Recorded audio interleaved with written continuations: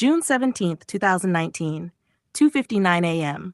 Somewhere in the darkness of Hatch Park in North Salt Lake, 23-year-old Mackenzie Lueck's phone suddenly goes silent. Just minutes earlier, she had sent a final text message.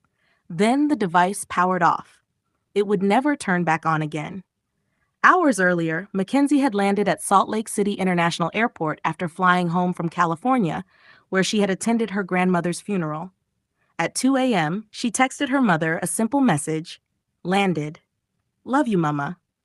It was the last message her family would ever receive from her. Roughly 40 minutes later, Mackenzie ordered a Lyft ride from the airport to Hatch Park, a quiet, dimly lit area about 9 miles from her townhouse. When the driver arrived, Mackenzie appeared calm. She told him she was meeting someone there. The driver later recalled that as he helped her unload her luggage, he noticed a car already parked nearby. A figure stepped out of the vehicle and approached Mackenzie. In the darkness, he couldn't make out who it was. But he did hear voices. They sounded familiar, friendly, as if the two people already knew each other. The driver pulled away, assuming Mackenzie had safely met whoever had come to pick her up. What no one knew at that moment was that this quiet meeting in the early hours of the morning would mark the beginning of a mystery that would soon grip the entire city of Salt Lake City. At first, Mackenzie's silence didn't seem too unusual. Friends and family knew she had just lost her grandmother. She might have wanted some time alone to grieve. But as hours turned into days, the silence became unsettling. Mackenzie wasn't answering texts. She wasn't opening Snapchats. Her social media accounts were completely inactive, something extremely unlike her. Kennedy, one of Mackenzie's sorority sisters, felt that something wasn't right. Even during difficult times, Mackenzie was the kind of person who checked on everyone else. She always responded. She always stayed connected. But now, nothing. By June 20th, 3 days after Mackenzie landed, her father Greg requested a welfare check. Police went to her townhouse. Her car was parked outside, but inside, there was no sign of her. Investigators quickly discovered that Mackenzie had missed an important exam, work shifts, and even a wedding she had planned to attend back in California. That's when the search officially began. To understand what had happened, investigators first had to understand who Mackenzie Lueck was. Mackenzie grew up in El Segundo, California, the second of 4 children and the only daughter in her family. She loved sports and the outdoors, riding bikes along the beach, swimming competitively, and playing water polo. She was also a familiar face cheering at her school's football games. But when it came time for college, Mackenzie wanted independence. She chose the University of Utah, nearly 700 miles away from home. There, she studied kinesiology with plans to pursue pre-nursing. She also joined the sorority Alpha Chi Omega, balancing academics, sorority responsibilities, and 2 part-time jobs. Friends described her as energetic, caring, and endlessly positive. She loved taking care of people. If someone was hungry, Mackenzie would cook. If someone needed cheering up, she was the first person there. Her nurturing personality even extended to her pets, including hedgehogs, guinea pigs, and her beloved cat Nova. In fact, Mackenzie once threw Nova a birthday party, complete with party hats, champagne for friends, and a cake made from cat food. That was Mackenzie, joyful, playful, and deeply loyal to the people she loved, which is why her sudden disappearance felt so wrong. As police retraced Mackenzie's final movements, security cameras at the airport showed her leaving the plane alone and collecting her luggage.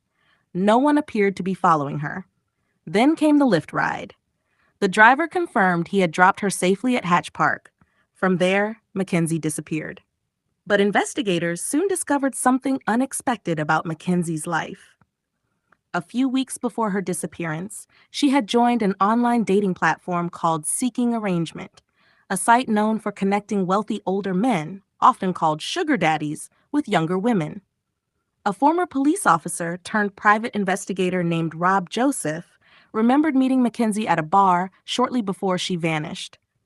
During their conversation, she casually mentioned the website. When investigators looked into the account, they found that Mackenzie had last been active on the site just hours before she disappeared. Phone records then led them to a particular number she had been texting. That number belonged to 31-year-old Ayula Ajayi. And as police would soon discover, Ajayi lived just minutes away from Hatch Park. At first glance, Ajayi seemed ordinary. He worked as a support analyst for Dell and did part-time modeling. He lived in a house near Fair Park and rented out part of his basement as an Airbnb. He had no major criminal record. But as investigators looked deeper, disturbing details began to emerge. His ex-wife said she had divorced him earlier that year because she was terrified of him. She claimed he had threatened to have her kidnapped and killed. In the past, he had also been investigated for rape and assault, though no charges were ever filed. When police questioned Ajayi, he initially claimed he had never spoken to Mackenzie. But later, his story changed. He admitted they had briefly communicated through seeking arrangement. He insisted the conversation had ended after he sent her a photo of himself. That contradiction was enough for detectives to obtain a search warrant for his home. Inside the house, investigators immediately noticed something strange.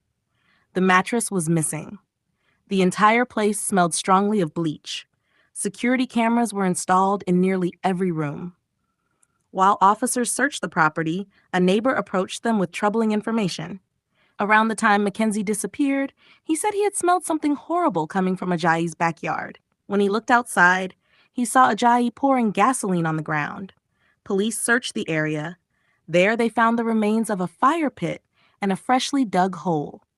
A cadaver dog quickly ran to the spot and lay down, a sign it had detected human remains. Nearby, investigators discovered a bone fragment and what appeared to be part of a human scalp. They also recovered a burned iPhone and charred clothing. Evidence was mounting quickly. Ajayi was detained and brought in for questioning. But the most damning evidence came from phone records. Data showed that Ajayi's car had arrived at Hatch Park at 2:48 a.m. Less than 1 minute later, Mackenzie arrived in the lift. 10 minutes after that, Mackenzie sent her final text message. At 2:59 a.m., her phone shut off forever. Investigators continued searching for Mackenzie. Phone data eventually revealed that the day after she disappeared, Ajayi had driven 85 miles to a remote area in Logan Canyon. Search teams combed through the area. They soon found Mackenzie's burned purse, her identification cards, and more clothing in a river. Then, in a wooded area nearby, they discovered a shallow grave. Inside were Mackenzie's remains. Her hands had been bound behind her back. An autopsy later revealed she had died from blunt force trauma to the head. Police arrested Ayoola Ajayi and charged him with aggravated murder, kidnapping, and desecration of a human body. Faced with overwhelming evidence, Ajayi eventually pleaded guilty. In court, he admitted something chilling. He had planned to kill Mackenzie before he even met her. He had turned off the cameras in his house before leaving to meet her at Hatch Park. After bringing her home, he tied her hands behind her back and began strangling her. When she fought back and begged him to stop, he continued the attack. After killing her, he burned her body in his backyard before later moving the remains to Logan Canyon. When he addressed Mackenzie's parents in court, he said only a few words. "I'm sorry for what I did. I deserve what I'm gonna get." He was sentenced to life in prison without parole. Even today, investigators say the motive remains deeply disturbing. There was no robbery, no revenge, no clear reason at all. Prosecutors believe Ajayi simply wanted to know what it felt like to kill someone. For Mackenzie's family and friends, the loss left a permanent scar, but they chose to turn their grief into action. They created a nonprofit organization called Mackenzie's Voice, designed to help families navigate the terrifying experience of a loved one going missing, and to educate young people about safe online dating practices. Because Mackenzie was the kind of person who spent her life caring for others. And those who loved her say that spirit will continue through the work they do in her name. Her friends still celebrate her memory, even throwing birthday parties for her beloved cat Nova, just like Mackenzie once did. Because while one man took her life, they refused to let him take away her legacy.